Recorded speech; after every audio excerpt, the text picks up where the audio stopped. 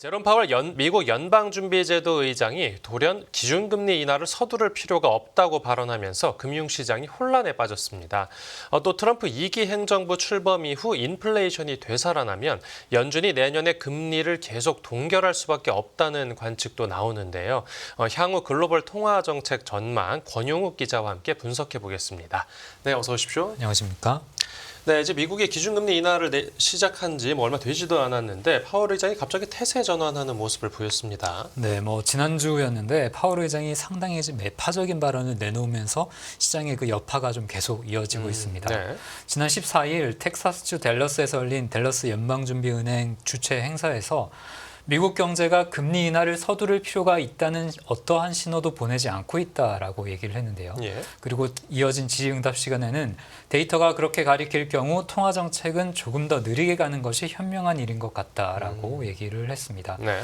말씀하신 대로 지난 9월에 이제 미국 연준이 첫 금리 인하를 시작했고 11월에 두 번째 금리 인하를 연속해서 했는데 네. 11월 금리를 내린 지 일주일 만에 이런 발언이 또 나온 거거든요. 예. 그렇기 때문에 시장은 좀 크게 놀랄 수밖에 없었고 그게 바로 그 시장 지표, 시장 수치로도 나타났습니다. 네. 통화 정책에 가장 민감하다라고 보통 부르는 게 2년 만기 국채금리인데 네. 이 2년 만기 국채금리가 4.36%로 뛰었습니다. 그 파월 의장의 발언 전보다 8bp 0.08%포인트가 오른 건데요. 네. 그리고 다른 만기인 5년 그리고 7년 만기 국채금리도 일제히 올랐습니다. 금리 전망 스와프 거래 시장을 보면 다음 달 연준의 금리 인하 가능성이 이번 발언으로 크게 낮아졌는데요. 예. 80%에서 60%대로 낮아지면서 약 20%포인트가 급감을 하는 모습입니다. 네. 파월이 금리 인하를 서두르지 않고 신중하게 가겠다고 한 이유가 무엇이냐 하면 바로 끈질긴 인플레이션 때문인데요.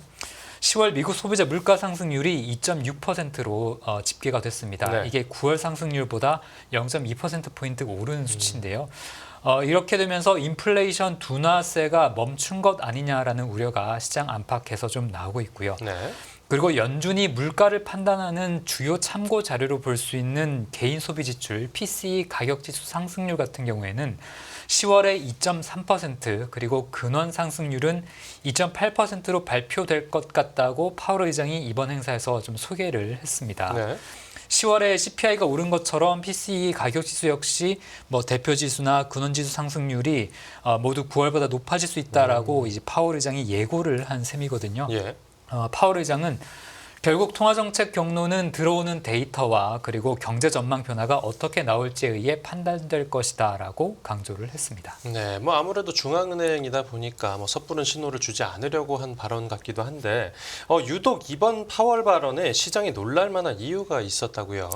네, 그렇습니다. 이번 행사에서 파월 의장의 연설 이후 진행된 대담에서 파월 의장이 신중하게라는 표현을 좀 계속해서 반복을 했거든요. 예. 특히 주목할 점은 중립금리가 어디쯤인지를 찾아내는 방식과 이 신중하게라는 표현을 서로 연결시켰다는 겁니다. 중립금리라고 하면 다들 아시겠습니다만 경제가 인플레이션이나 디플레이션에 빠지지 않고 잠재적인 성장률을 회복할 수 있게끔 하는 이론적인 금리를 말하는데 네. 중앙은행의 금리 정책의 최종적인 목적지라고도 볼 수가 있습니다. 네네. 평소 이 중립금리의 구체적인 추정치를 말하는 것을 굉장히 꺼려왔던 게 파월 의장인데 네. 그런데 이번에는 중립금리를 찾아낼 이론적 또는 경험적 방법은 없다라고 하면서도 올바른 방법은 신중하고 인내심 있게 살피는 것이다라고 얘기를 했거든요. 네. 이 말인즉슨 금리를 조심스럽게 내려가며 중립에 도달했는지를 판단해야 한다라는 그런 얘기입니다. 네. 파월은 이번 상황이 우리에게 요구하는 것은 신중하라는 것이라면서 어느 정도 중립 범위에 도달하거나 타당한 중립 범위에 가까워지면 우리가 하는 일, 즉 금리 인하의 속도를 늦출 수 있다고 생각한다라고 얘기를 했습니다. 네, 그런데 그 말씀해주신 중립금리와 관련해서 이 연준 내부에서 지금 미국 기준금리가 중립금리 근처에 도달했을 가능성도 거론이 됐습니다. 네, 중립금리가 이 이론적인 추정치이기 때문에 대략적인 이 범위로 보통 언급을 하거든요. 네.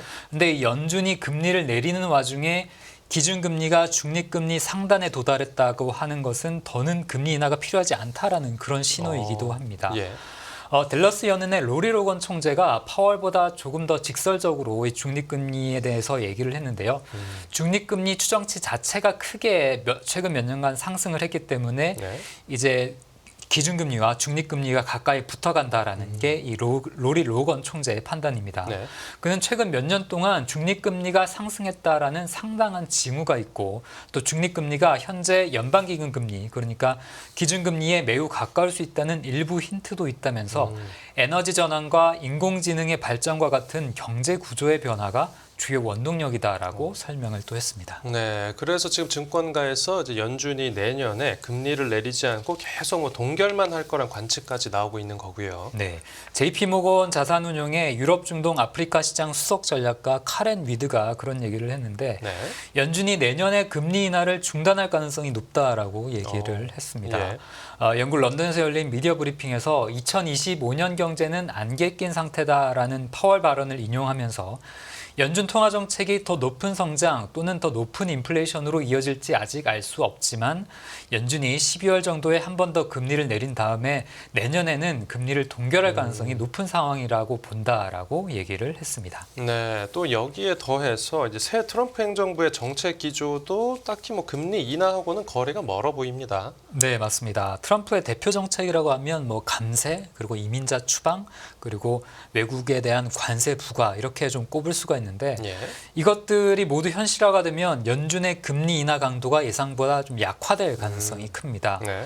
트럼프 1기 행정부 때 내세웠던 공약 대부분이 좀 시행됐던 것을 우리가 지켜본 바가 있는데 그렇기 때문에 이번에도 공약으로 내세웠었던 주요 정책들이 현실화될 가능성이 크다라는 게 전문가들의 좀 공통된 진단입니다. 네, 지금 트럼프 내각이 꾸려지고 있는데 그 내각 면면을 살펴보면 조금 더 구체적으로 알 수 있겠죠.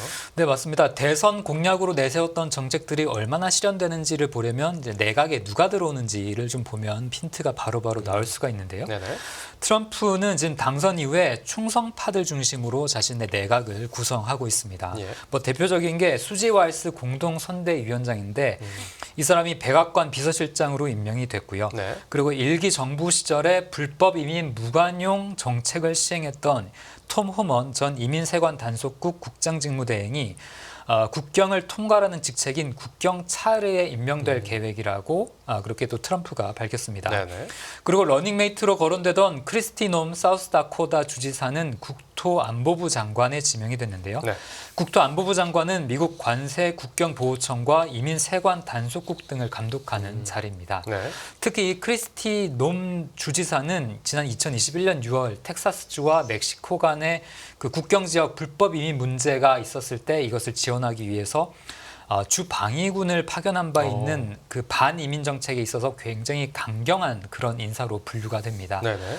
그리고 또 트럼프 1기 행정부 보호무역주의를 설계하고 실행했던 라이트 하이저에 대해서는 트럼프가 미국 무역대표부의 대표 자리를 제안한 것으로 알려졌습니다. 예, 얘기를 들어보면 이민자 추방 정책 하나만큼은 정말 확실하게 이루어질 것 같은데 그렇게 되면 구체적으로 이 통화 정책에는 어떤 경로를 타고 영향을 주게 되는 겁니까? 네, 우선 이민자들이 추방이 되면 미국 고용시장에서 다시 일할 사람이 부족해지게 됩니다. 그렇게 되면 초과 수요가 발생하는 셈인데 네. 임금 그 근로자들 개인이 받을 수 있는 임금은 더욱더 올라갈 수밖에 없는 겁니다. 일할 사람이 부족해지니까요. 네네. 그것은 당연히 인플레이션 압력이 되는 건데 파월 의장이 최근에는 고용시장이 더는 인플레이션의 원천이 아니다라고 설명을 한 바가 있습니다. 네. 이것이 이민자가 유입되면서 경제활동 참여자가 지금 증가하고 있기 때문에 그런 발언이 나왔던 건데 이런 상황에서 트럼프가 이민자들을 추방을 한다면 다시 일할 사람이 부족해지고 임금 상승에 따른 인플레 압력이 재차 커질 수 있는 거거든요. 네.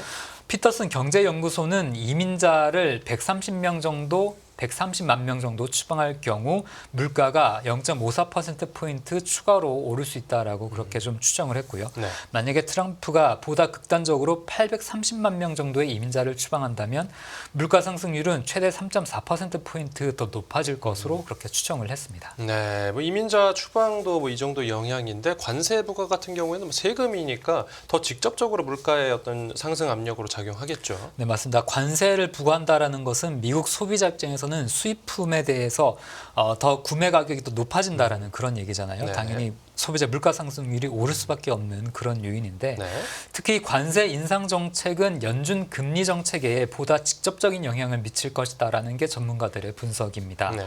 트럼프가 미국 무역 수지 적자를 개선하고 또 생산을 촉진하기 위해서 이 모든 수입품에 추가적으로 10에서 20%의 보편적 관세를 부과를 하고 또 중국 제품에다가는 60%의 관세를 부과하겠다고 좀 공언을 해왔는데요. 예.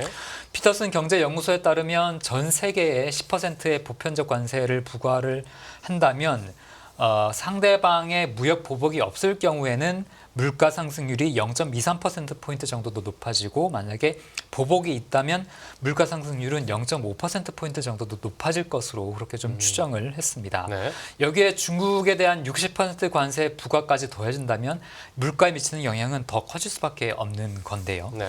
일본 노무라 증권은 관세로 인한 인플레이션 충격이 현실화될 때까지 그 연준은 통화 정책을 보류하면서 내년에는 단 한 차례 금리 인하를 하는데 그칠 것이다 이렇게 전망을 하기도 했습니다. 네, 그럼 이민자 추방하고 이제 관세 부과 정책이 동시에 진행되는 게 아마 최악의 상황이겠죠. 네, 맞습니다. 피터슨 경제연구소의 좀 추정치를 계속 좀 말씀을 드려보면 네. 기본적인 시나리오 그러니까 트럼프가 이민자를 130만 명 정도 추방을 하고 네. 외국에다가 10% 관세를 부과하고 특히 중국에다가는 60%의 관세를 부과할 경우 내후년까지 물가 상승률이 최대 4.09%포인트 정도 추가로 상승할 수 있다라고 그렇게 추정을 했고요. 예. 그리고 최악의 시나리오, 즉 이민자는 한 830만 명이 추방당하고 무역 전쟁이 벌어졌을 경우에는 내후년까지 미국의 소비자 물가가 최대 7.36%포인트 정도 추가로 상승할 수 있다라고 그렇게 좀 예측을 했습니다. 예. 시장에서는 내년 하반기부터 물가가 반등하는 만큼 연준의 금리 인하는 상반기에 집중될 것으로 좀 예상들을 하고 있는데 네. 트럼프가 만약에 1월에 취임한 이후 이민자 추방과 그리고 추가 관세 부과 이런 정책들을 동시에 시행한다면 상반기에 있을 연준의 금리 인하 횟수는 좀 더욱더 축소될 가능성도 있다고 볼 수 있겠습니다. 네, 알겠습니다. 네, 오늘 취재 파일은 여기서 마무리하겠습니다. 잘 들었습니다. 감사합니다.